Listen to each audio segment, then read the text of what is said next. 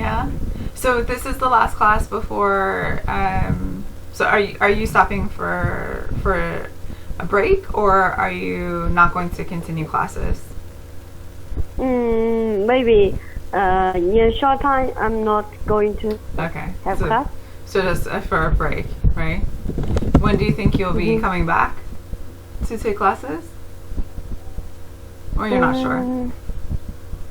I'm not sure. Yeah. Okay. Okay, so if this is the last class, is there anything you want to talk about in particular or specifically? Actually, no.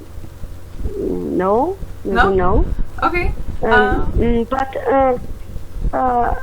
maybe I want to talk about how to talk about children. Children? Okay. What about How children? to maybe how to raise a daughter, Mm-hmm. in your opinion? Oh, wow. Okay. Or what do you how to be a mother, Uh-huh. something like this? Okay. So I can give you my opinion about how to raise a daughter in Spain, especially being American. So I think here it's easier to have children than it is in the United States because there is more of a feeling of family here, like we talked about last time, right? That there's more concern for the family and more care for the older generations. So I think You said in Spain. in Spain. In Spain. Mm-hmm. Yeah. Yeah, so I think that that's a little different. In the United States, you also do have those qualities, but it's not as strong as in Spain. In Spain, I feel it's stronger. So for me, raising a daughter in Spain is so far it's been easy. But of course, we haven't really had that much time. She's only 4 months old, so it's not that much time that she's been alive to cause any problems. So I would say that it's for us, one of the most important things is to raise her bilingual. So we're raising her bilingual with English and Spanish. So right now she doesn't speak, of course, she's only 4 months old, but when she starts to learn how to speak and talk, we want to raise her with Spanish and English languages. So my partner, he speaks Spanish and I speak English, and we think that's very important because we think, of course, language is very important. So yeah, that's an important quality.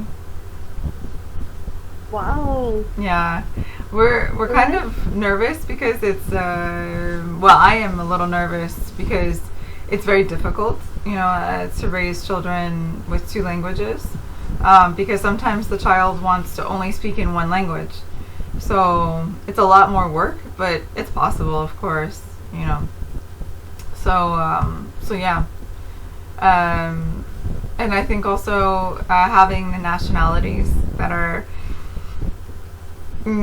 convenient in a way. So she is going to be, an American and a Spanish person, a Spanish citizen. So she'll have both citizenships available to her. So that's nice too. She can travel with her European Union passport, and she can also travel with her American passport if she wants to. So that's really nice. Yeah.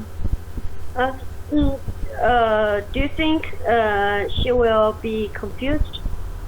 Sometimes I am concerned about maybe being confused, especially with the different languages.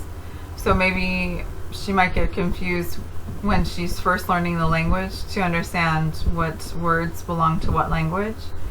Also, I think she might get confused with the cultures because me being American and my partner being Spanish, she may be confused with what what are the values or what are the qualities for each culture.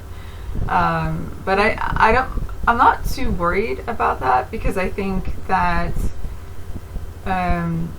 that she will have the resources to be able to understand that, for example, that, her mother is from another country, and that her father lives and was born in Spain.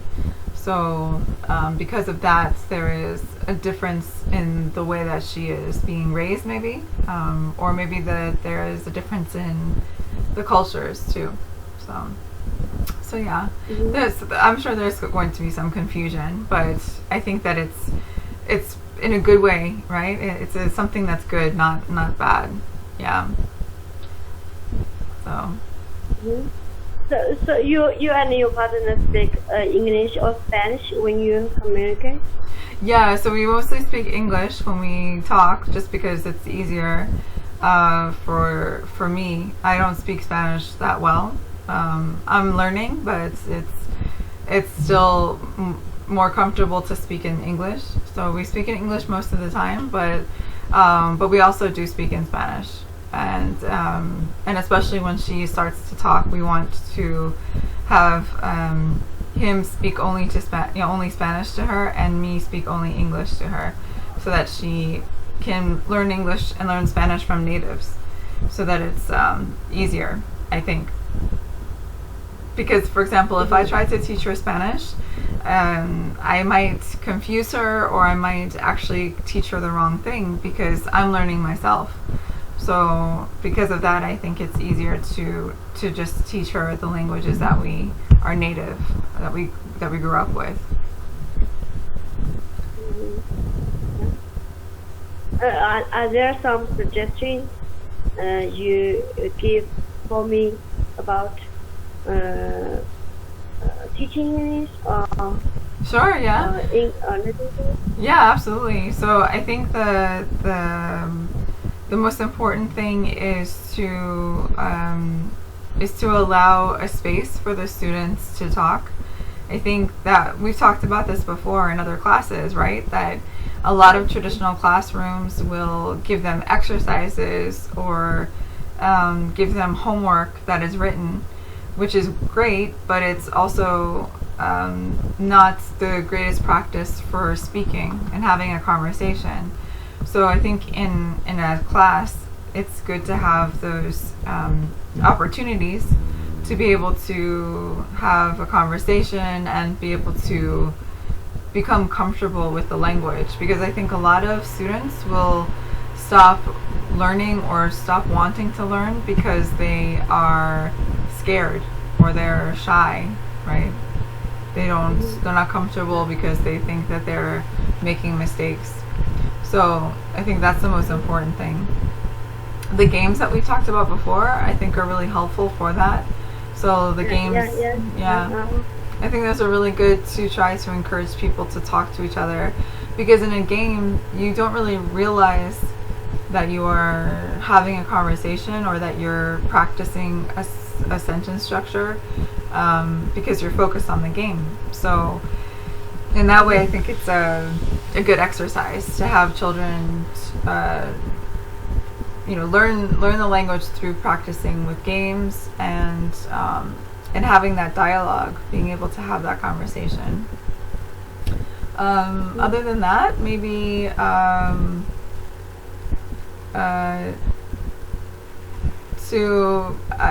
just to encourage students to practice, because in English is so different from other languages, because there are rules, but there are no definite rules that you can follow for every single sentence structure. So sometimes, for example, sometimes something works one time in one sentence, but not in another sentence. And I think a lot of students get frustrated. So maybe explain to them that that this is it's just practice with English. Unfortunately, it's something that through time you will be able to master, but it is not easy. I don't know if your students ask you, but my students definitely ask me what are the rules, right? Like how do I know when to use the th sound instead of the like a th sound instead of a the sound, right? Soft or silent. And it's difficult to give them a rule, right? Do your students ask for that as well? Do they ask for rules and guidelines? Mm, you said did my students ask me? Yeah, so do your students ask you about rules in Yeah. English? Yeah? Yes. I think it's every the rules there are regular ones, Mm-hmm. but they maybe not in every sentence. Exactly. There Right. are some regular ones we should remember. Mm-hmm. There are some sentence structure or phrases we should remember. Mm-hmm. Right. So that's it, right? That there's some general guidelines as to the rules of like the sentence structure, but it doesn't always work in every example. So I think it's frustrating for students because they want to have a rule that works in every situation, but unfortunately English has exceptions. Yeah. There's irregular verbs, there's silent letters, there's phrasal verbs. All of this is really confusing, I think, to a student. So maybe to just understand and be empathetic to their situation. I think it's a problem in maybe every language. Yeah, it's In true. Chinese, it's the same situation. Yeah. It's more difficult. Yes. Okay. I see. Thank you. Thanks for your suggestion.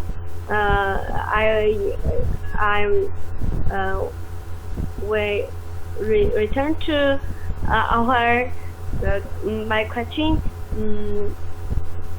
How do you? Yeah, you said you will raise your daughter bilingual. Mm-hmm. You will.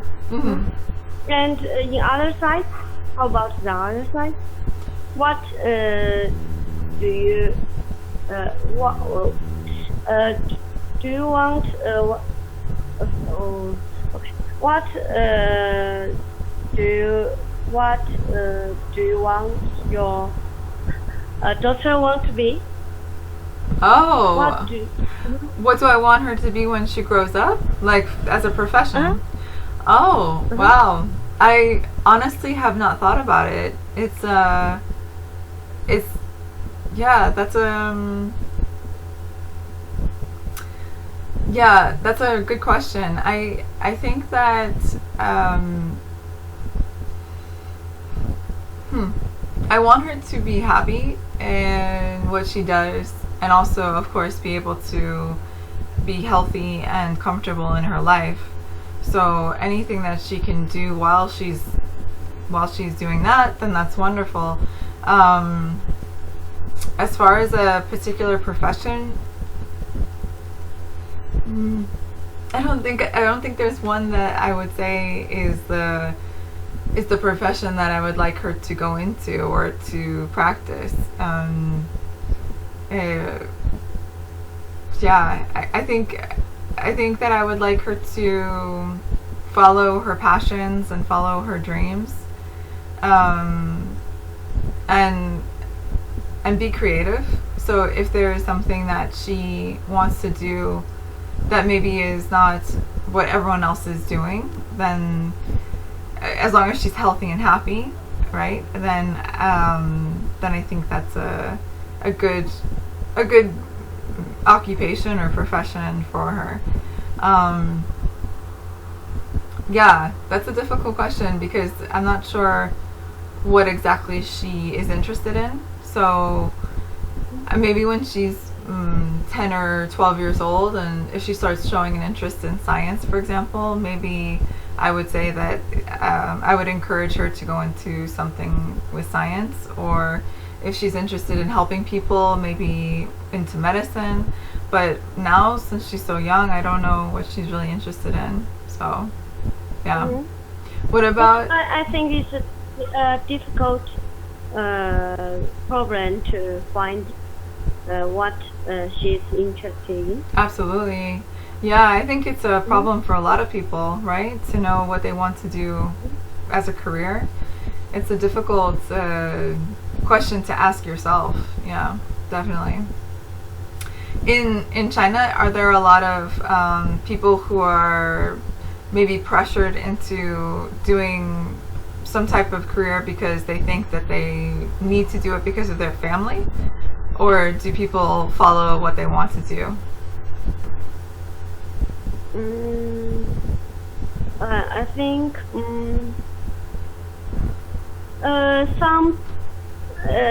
some people will follow their passion when they have resources, when they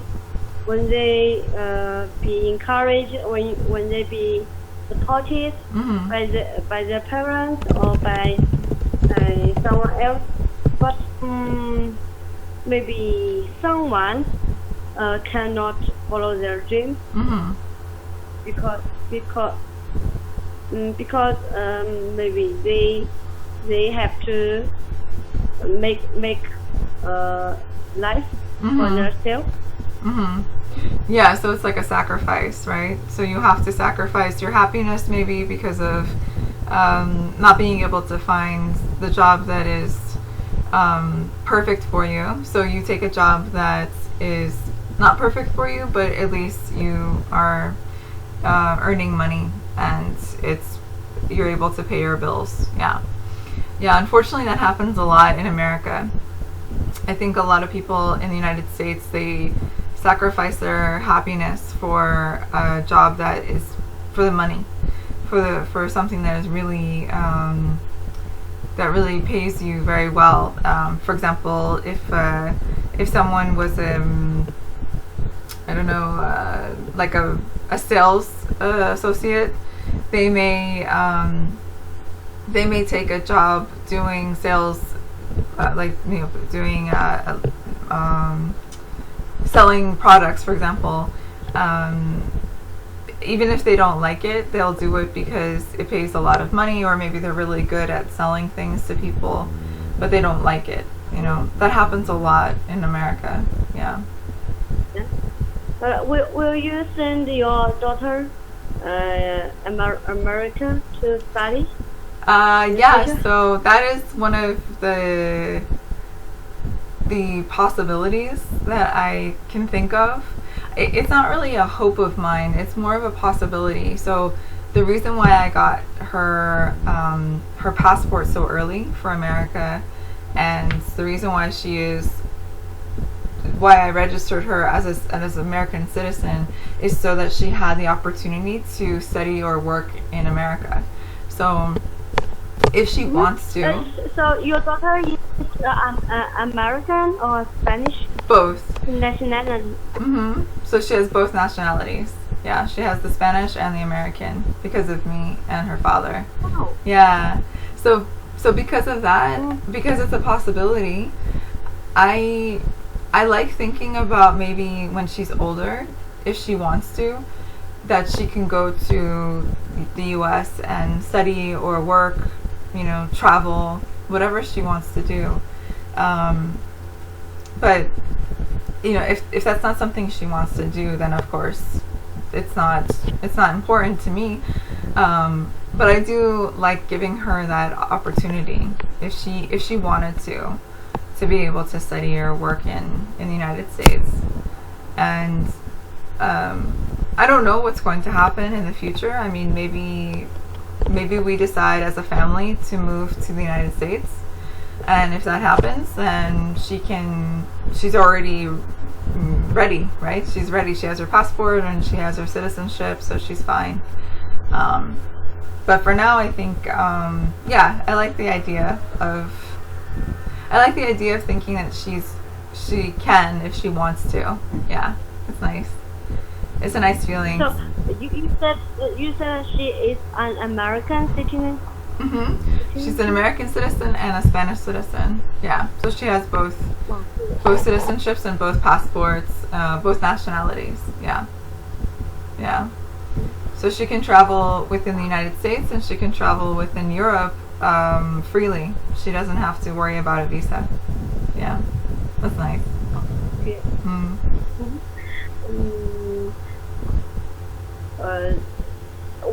What what classes or activities will you send her to them? That's a good question too. I haven't really thought of that either. These are good questions. I think that here in Spain, the most common is like, for example, it's very stereotypical, but it's flamenco. I don't know if you know, like it's a type of dance. So with flamenco, it's usually considered the type of dance that you usually little girls, sometimes little boys will be practicing when they're younger. Maybe they continue into their adulthood, but usually it's just for children to practice when they're kids, like ballet or tap dancing or any type of dancing, right? In dance class, right? It's a type of dance class. So I think maybe we will try to see if she likes doing flamenco. But if she wants to play sports, maybe soccer or any type of sports that she wants to play. When I was younger, my parents didn't really encourage me to play group sports or team sports. So I feel like sometimes it was a little unfortunate that I didn't have that experience, because it was I think it's very good to teach children how to work as a team and to learn how to share, right? All those qualities. So I think that would be nice to put her, to give her that opportunity to play soccer or football or something like that. Something that if she wants to play. Soccer is the most popular sport in Spain. So maybe something like that. And I don't know. For me, my family is very musical. So my father played the bass and the cello and the violin, and my grandfather did as well. So maybe if she wants to play music, to play some type of instruments like the piano or guitar, whatever she wants to play. Yeah. You said you want her to play soccer or football? Some type of team sports, because I think that it helps to encourage teamwork in general, right? So maybe something. Of course, this is all if she wants to. If she wants to play these things or if she wants to do these things, that's great. If not, then that's okay too. What about in America? About children activities or children, yeah. So what's their children name? Yeah, I think the most common for sports is soccer, baseball, and football for children to play sports. For other activities, maybe a dance class, usually ballet, right? So ballet or tap dancing is very popular. What else is popular? Oh, like arts and crafts are very popular. So arts and crafts, like an art class, like making things with our hands, like making a puppet or making a cup out of ceramic, right? So these types of classes are really popular in the U.S. What else is popular? Piano? Yeah, instruments are popular too. Yeah, so music classes or music lessons are popular. So if you take music lessons like drums or piano, that's a popular activity for children. Yeah, well, yeah, I think it's similar in China. Mm-hmm. Maybe the children started begin to learn activities from 4 or 5 years old. Oh wow. Okay. That's good. Yeah. Some children begin to learn English from 3 years old. 3. Wow, that's impressive. That's amazing. Mm-hmm. And some parents want their children to be Fluent. To be bilingual. Mm-hmm. Not bilingual. They think English is a very useful language. Mm-hmm. Maybe. Yeah, I think so. I think English is a really good language to at least understand the basics, or just understanding how the global market works. In every company that is operating internationally, there's always some need for English because, especially for example here in Spain, if you have a company in Spain and there's a company that you're working with in Germany, you're not going to speak Spanish or German, you'll speak English because it's like the common language. So in that respect, I think it's really important to learn at least some basics for English, right?